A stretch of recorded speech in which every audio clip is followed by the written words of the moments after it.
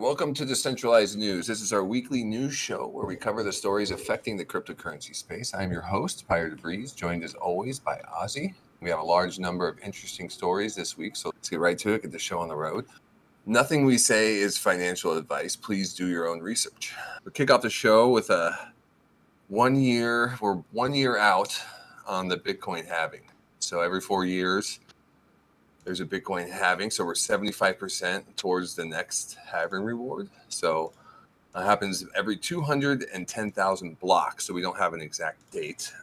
There's about 50,000 blocks left. This is the fourth halving in BTC history. The current reward is 6.25 BTC. I think it's about every 10 minutes. And we reduce this to 3.125 in late April or early May next year.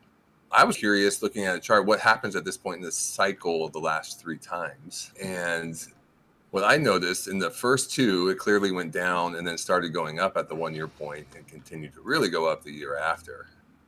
Did that in the second one as well in 2016, 17. Then in this most recent one before this, it went down, pumped right before the year, then trended downwards towards COVID before taking off really late in the year.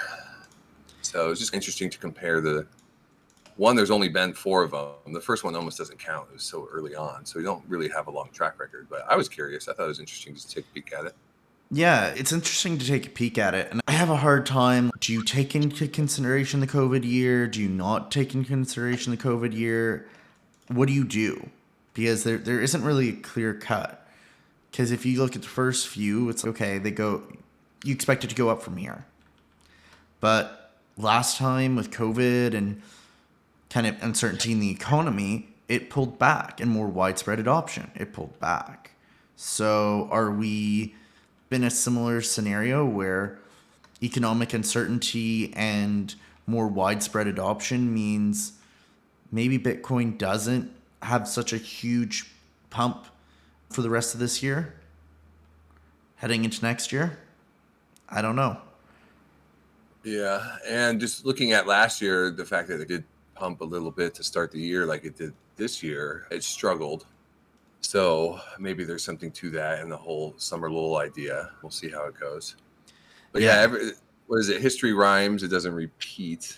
It's interesting. There's always unique factors, and Bitcoin's never come out into a bull market and come out of a bear market and a bull market and the halving cycle with this kind of macro headwinds, banking crisis, recession. It's never really tried to do it in a recession. We're not officially in a recession, but there's a lot of fears of one coming. Yeah, there's a lot of fears of, or kind of discussion of what I'd say is the unofficial recession. The unofficial recession. And even the interest rate environment is different. So there's some unique factors going on. Oh, I think the interest rate situation is probably one of the biggest factors that would be impacting the potential actions of this Bitcoin cycle. Just how it compares. If you think about it, most of the time, Bitcoin is acted in a low interest rate environment. Yeah, it was historically low for a long time. 40 years. So we're now talking of it existing in a situation where you might not be able to get a personal loan from less than 20%. So cool. Let's jump a little bit into the macro headlines. There's some big news today. U.S. regulators seized First Republic Bank and sell to JPMorgan. It seems to always happen on a Monday. They contained the banking crisis temporarily. It's because they have all weekend where things aren't going on. So they can all meet and decide, okay, who are we selling to? Who's going to buy it? Who are we selling to? Let's all sit down in a room. Let's coordinate all of our stuff. It just begs the question, does this make you feel like the banking crisis is over? I, for one, don't. I don't really feel like it's over. Yeah, There's probably some more dominoes to fall. Yeah, just as a warning, if you follow the inverse Jim Cramer, he said the collapse of First Republic Bank could mark the end of the banking crisis. That's always a little scary. And there was another tweet that I saw from Gavin. It was that the 3 banks that have collapsed in the last few weeks, this doesn't even include Credit Suisse, had more assets than all the banks that collapsed in the 2008 financial crisis, even adjusting for inflation. So the fact that That's it could kind be of more, nuts. yeah, like it doesn't feel as nearly as hyped up as that one did. But yeah, It was more widespread in terms of who was affected. Like homes and mortgages as a whole were really significantly affected in 2008, and it's been a little bit more isolated in with this current banking crisis. Yeah, just the fact that they're willing to do whatever necessary, take steps like this. JPMorgan was able to require first the public bank to spike the parent rule against one bank controlling more than 10% of U.S. deposits. I think that's So, really funny because I don't think Canada has that rule. We've got, I think it's either the big 5 or the big 6 banks. I can't remember which it is.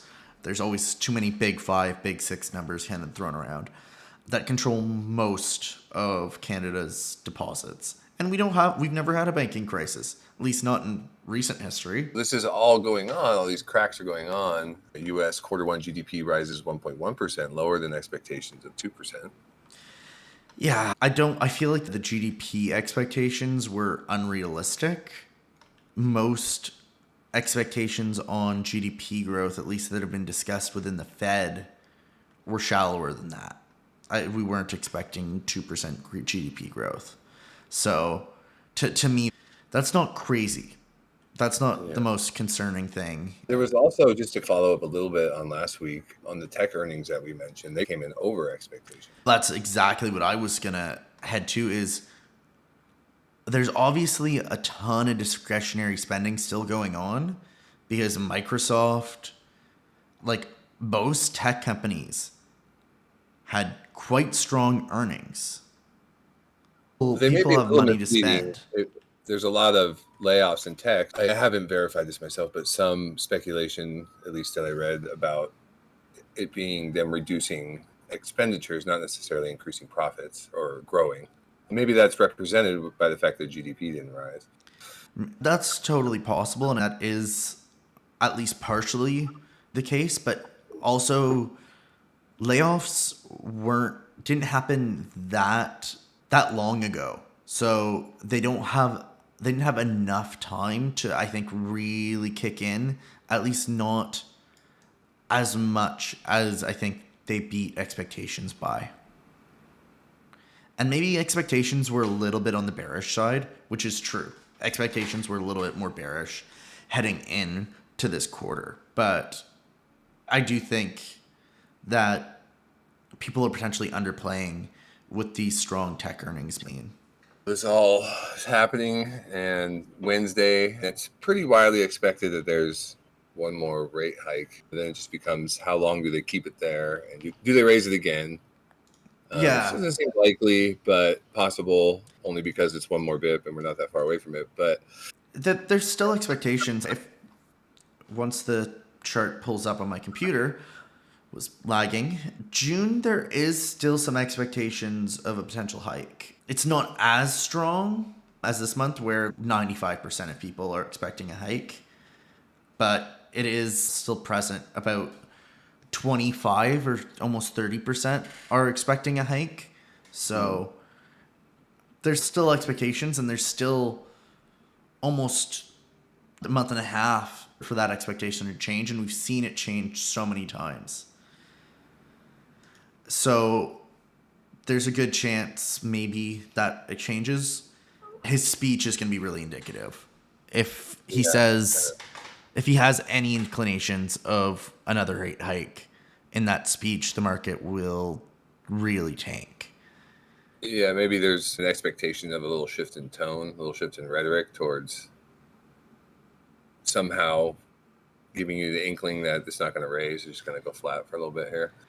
Yeah, but if he also reiterates the point that we're going to hold rates through at least 2023, then the market will also tank. The market is still overwhelmingly 92% is expecting a rate cut by December. At least one rate cut, if not two rate cuts by December. And from everything he said up until this point, that isn't the reality. There isn't going to be a rate cut this year. So I'm ready to see some more pain in the market. I don't like being a bear. I would love to just see Bitcoin take off to 100K, but the market, there's something the market just isn't getting right now. And I think they're spot on for... And he's been pretty steadfast. Like his actions have been pretty steady, and his rhetoric as well. Yeah, he's been pretty steady on this, and the market isn't getting it through their heads. And speaking of the market not getting through their head, JPMorgan has AI analyze Fed speeches for trading signals. This is a Bloomberg report, an artificial intelligence-powered model that aims to decipher the central bank's messaging and uncover potential trading signals based off Fed statements and central bank speeches going back 25 years. So I think they separate the two indicators. And based on these models, while reading the Fed statements has fluctuated in recent months, and that in general, the speeches has trended lower, both still hover near the highest level in 2 decades. A clear, according, if you read it on face value, a clear sign of persistent hawkishness. So there's a little bit of insight, AI trying to read the tea leaves.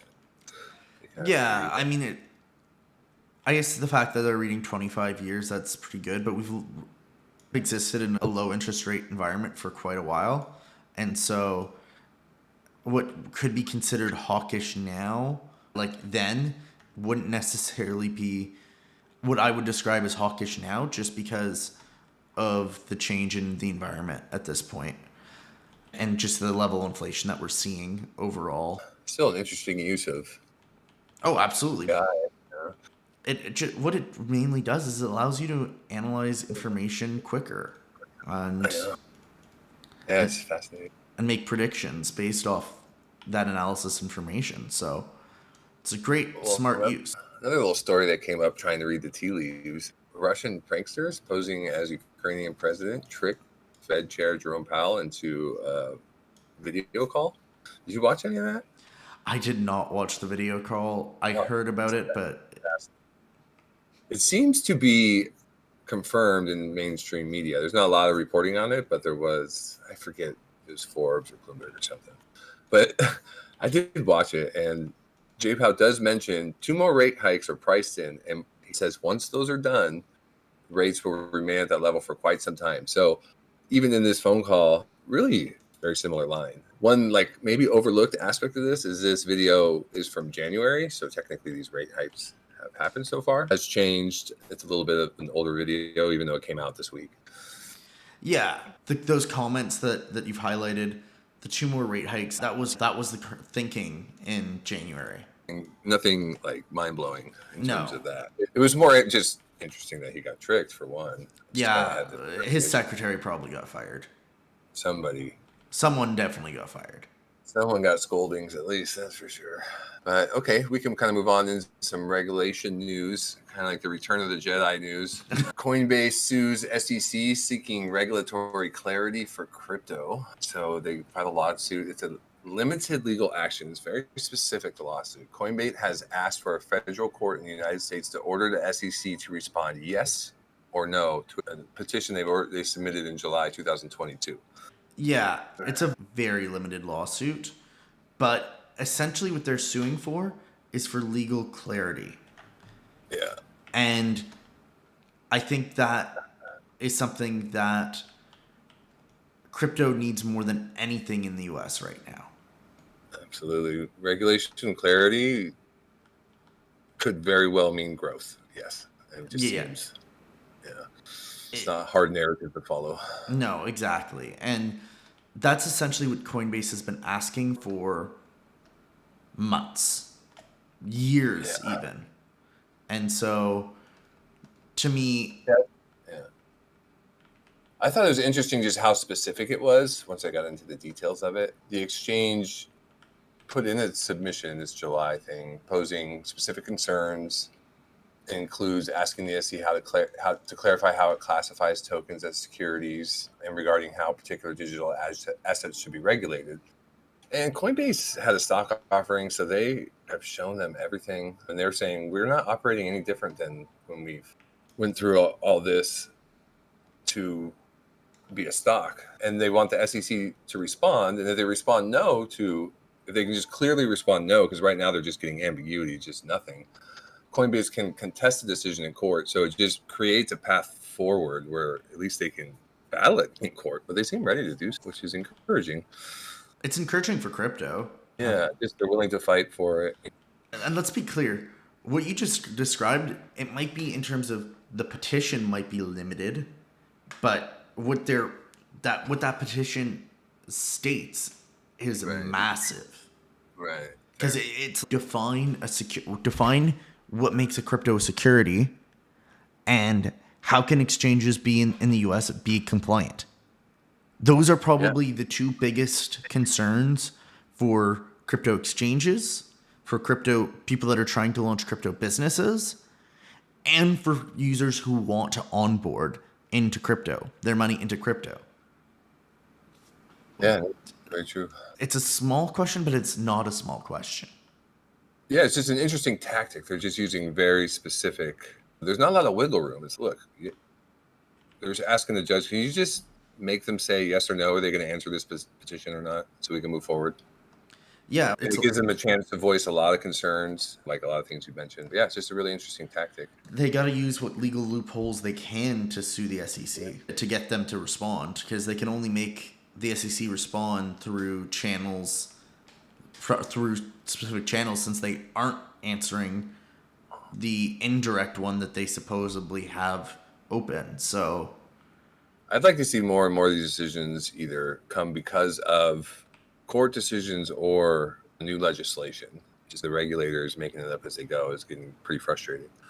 Kraken also seems a little frustrated in what some have called a coordinated move. They have filed lawsuit against the United States IRS, the Internal Revenue Service. In February, the IRS issues a summons demanding additional user information to identify Kraken account holders that did at least 20,000 of cryptocurrency trading in a single year, all the way back to 2016. So from 2016 to 2020.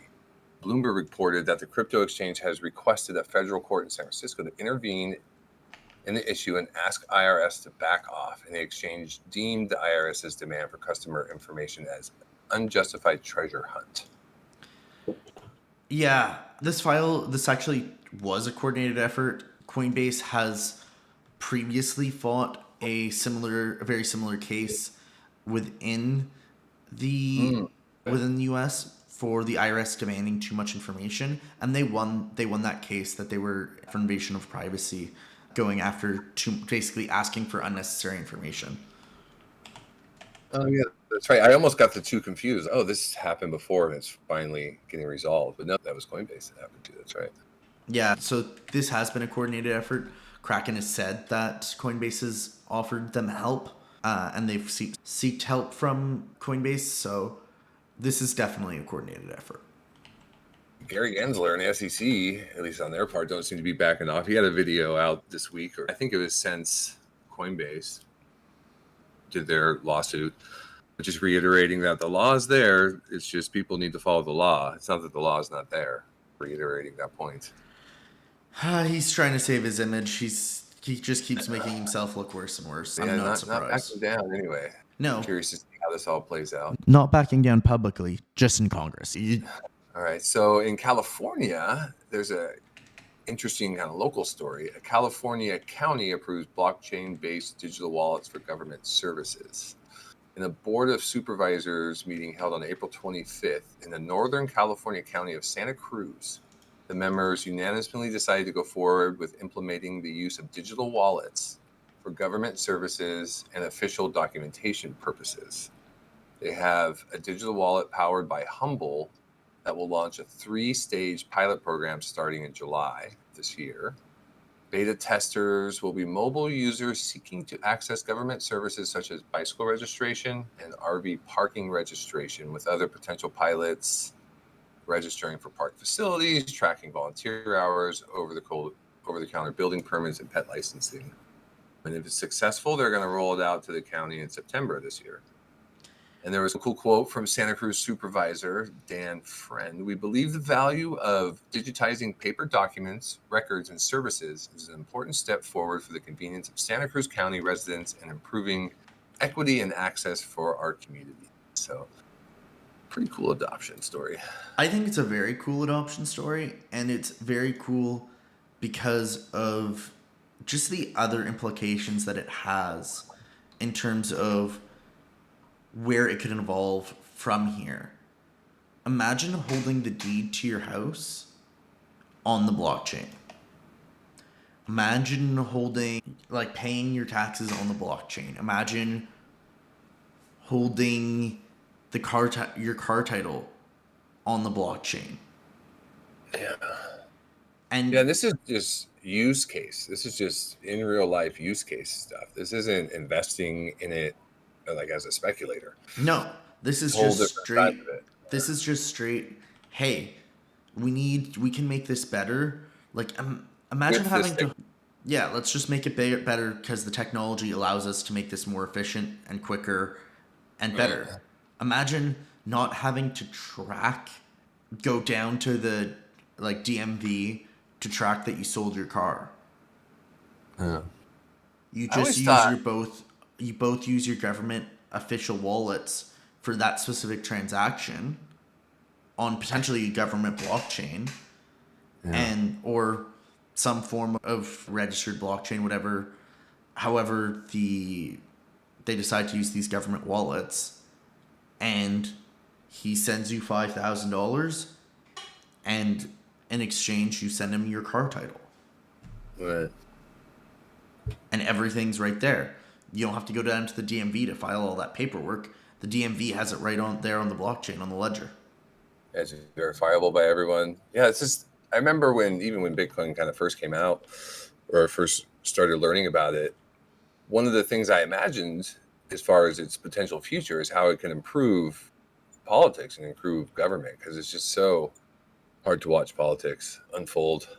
And the first thing that always came to mind was just using blockchain technology like this triple entry accounting to make elections more fair and verifiable, where everyone's comfortable with it. I'm kind of waiting to see that happen. But this is still really interesting to watch this unfold on the county level.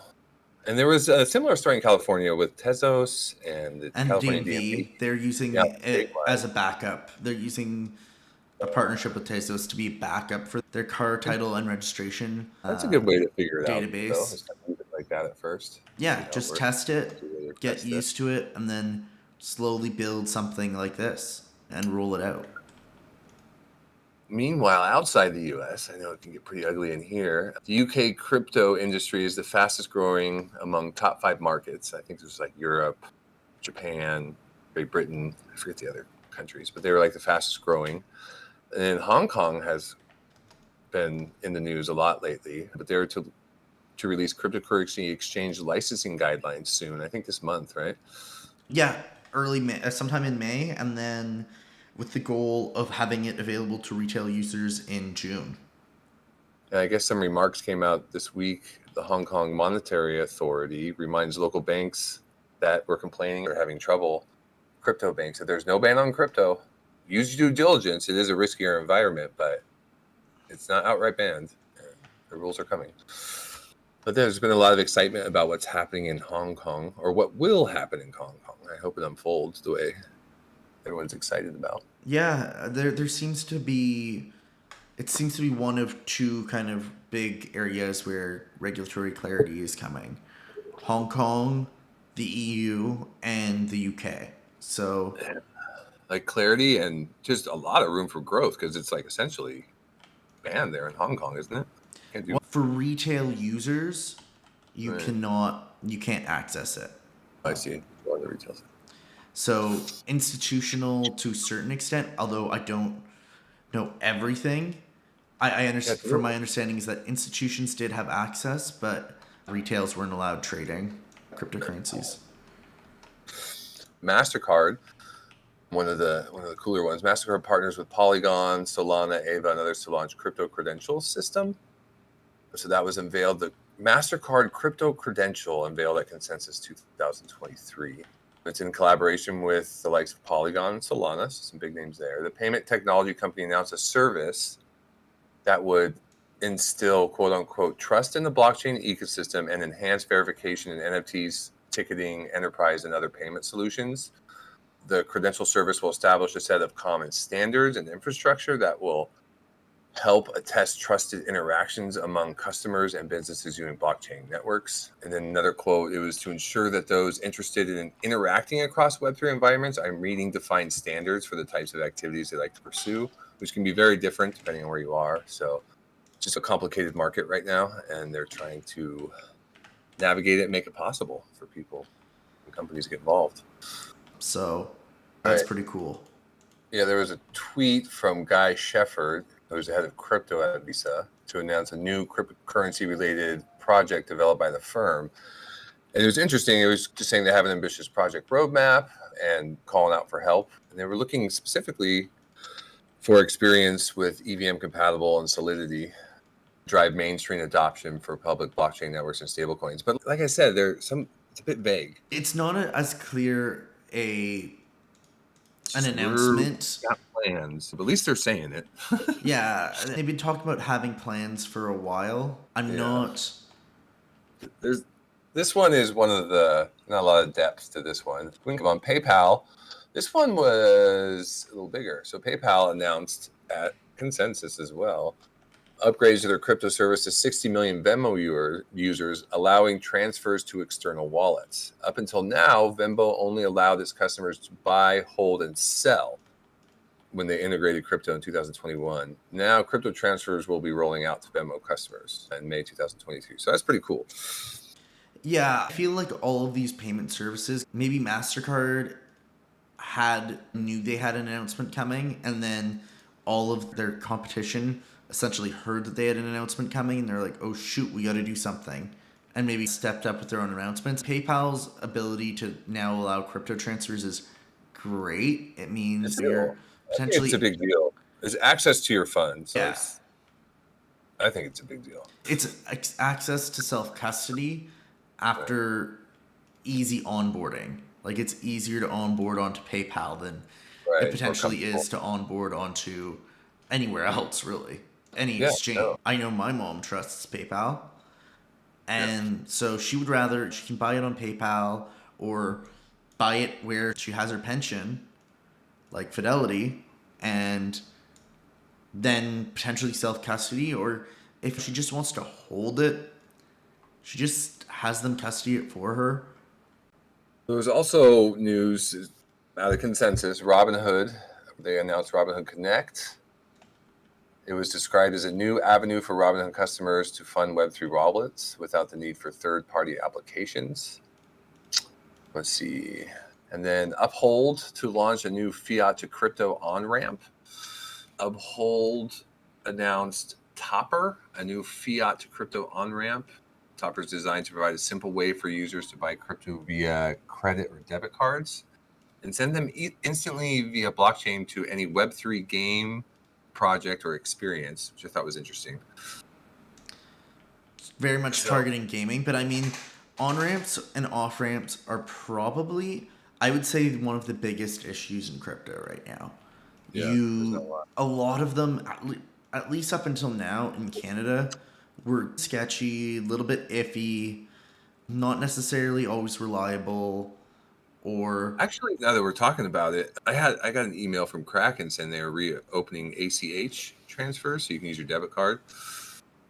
I've been getting some chain news. Binance is always in the news. This story slid under the radar on me last week. Binance Smart Chain validators voted to slash gas fees by 40%, approving a proposal that cited increased competition from low-cost Ethereum Layer 2 networks. That's huge. That is huge. Binance had kind of slowly crept into being one of the more expensive blockchains in terms of gas fees. I'm not saying that it was really expensive compared to Ethereum, but it was creeping its way up there. And so this move is big for Binance just because it does, as a chain, because it does mean that it gets to remain competitive and makes it still interesting to launch projects on the Binance Smart Chain. Speaking of projects with the Binance Smart Chain, this morning, this is early Monday, Binance was bucking the trend. The market was down. Binance was like the only thing up. So I was like, what is going on over there? It has since come down. It's towards the end of the day now recording. But on April 30th, Binance announced that the 33rd project on Binance Launch Pool was SUI. They have an incentive will enable Binance customers to farm SUI token using staked BNB and True or TUSD. And farming incentives will begin on May 1st, I guess, if you have. I mean, you can get started early. I didn't look into it too much, but SUI is launching on the 3rd, so Wednesday. So maybe added a little bit of fire to their token. Yeah, SUI swap. Everyone's getting ready for that airdrop, so that's pretty cool. Yeah. Seems to be like the next big one that everyone's waiting for. Yeah, I tried to get involved, but then you had to be in so early. I missed a cutoff after questing for a while. But anyway, Binance also made the news, but I got caught up in it a little bit. Binance US, notably, Binance US terminates deal to acquire Voyager digital assets. Did you see this one? Yeah. So there's a bit of back and forth with the government and Binance, and then it was basically looked like they were allowed to do it, but they chose to terminate the deal. Well, there was still some uncertainty. There was still something going on in court around whether or not they were going to be able to buy it. But the original deadline was somewhere early in May that they'd originally set for themselves. And the U.S. regulators weren't playing ball. And so it became like buying Voyager was essentially let's try to help the market move. And the U.S. government didn't want to let them help the market. And so they decided, all right, it's not worth it. It seems like it'd be good for those that have money locked up in Voyager. Binance cited uncertain regulatory landscape in the U.S., so they could have got backed off just because they're under so much pressure here. They're like, why should we do anything here? They're just after us. That's exactly what I'm saying. I heard another interesting take on it. It's just speculation, but it was interesting enough to repeat. But it was, so Paxos got served a Wells notice, and then there's a certain time limit, it's 20 days, that they get to respond to it, and then 80% of them turn into a lawsuit or whatever. But there hasn't been a lawsuit, and there was some speculation that maybe this was part of the deal. Like they wouldn't get sued, but that this deal wouldn't go through. But anyway, just speculation that's out there. Yeah, in terms of speculation, it's not unreasonable speculation that maybe them just agreeing to shut down Paxos and BUSD was part of the deal of not having a larger lawsuit. And the fact is they are still being sued by the CFTC, so that maybe is tying up more resources and making them not want to play ball with the U.S. It's like you decided to sue us. Yeah. Why are we going to invest some huge amount of money to help just U.S. investors? Yeah. Speaking of U.S. companies, major investor in Bitcoin, MicroStrategies, they're going to launch software based on the Lightning Network. So they have a conference this week that they're putting on, but they're going to debut some kind of Lightning software. So keep an eye out for that. Also on the Lightning front, Guatemalans can now use Lightning Network for cross-border payments. Strike, the world's leading digital payments platform built on the Lightning Network, announced expansion of Send globally. That's the name of the product. Guatemala, bringing this disruptive cross-border payment service to Latin America, the first time to Latin America. Cross-border payments are available anyways. As long as you can access a crypto exchange, you can, and onboard fiat in some way, you could do cross-border payments. Let's be very honest. I can send you money from Canada to the US because I can buy Bitcoin myself and send it to you. And then you can offboard it. They're not doing anything revolutionary here. It's on the Bitcoin network. That's the difference. I could send it to you. I could send you Bitcoin on the Bitcoin network. But if it's not on the Lightning network, it's more expensive. And then when you're talking about remittances, where every dollar counts, if it's not on the Lightning network, this use case doesn't really work for Bitcoin. So that the excitement around the Lightning network in Guatemala, I think, and why it matters. Anyway, some Polygon news. A $1.4 trillion financial giant, Franklin Templeton, expands money market fund on Polygon. So this is just the use case part of it. So they have Franklin Templeton, which has 1.4 trillion under management, has an on-chain U.S. government money market fund, so a mutual fund, is now supported on Ethereum via layer 2 blockchain Polygon. So in the press release, Consensus again, the company stated that it continues to see operational efficiencies through the use of blockchain integrated systems, including increased security and faster transaction processing. It also claimed the fund is the first U.S. registered mutual fund to use a public blockchain to process transactions and record share ownership, which I think is a key part. But they're just using the technology as it is just to make, their current system better. I think it's great. That's pretty cool. It's a very simple and easy use case. It's not stretching anything that far, but good for them. It's JPMorgan has already started doing transactions on Polygon as well, but I don't think for the same exact use as they're saying they're being the first for. Moving on, AVAX. Got some news on AVAX chain. The cross-chain transfer protocol was Circle. So the CCTP is a permissionless on-chain utility that facilitates USDC transfers between blockchains via native burning and minting. And what they're saying is it solves the issue of liquidity fragmentation and poor user experience caused by unofficial bridged versions of USDC floating around the ecosystem. You see this one? It's a little over my head. I understand it. It basically is allowing people to move and bridge USDC from different chains onto AVAX through a official channel without having the risks of a hack. So it uses official partner bridges to guarantee that the USDC that you're transferring from, let's say, Solana or Tron or any other network gets on to AVAX as true USDC.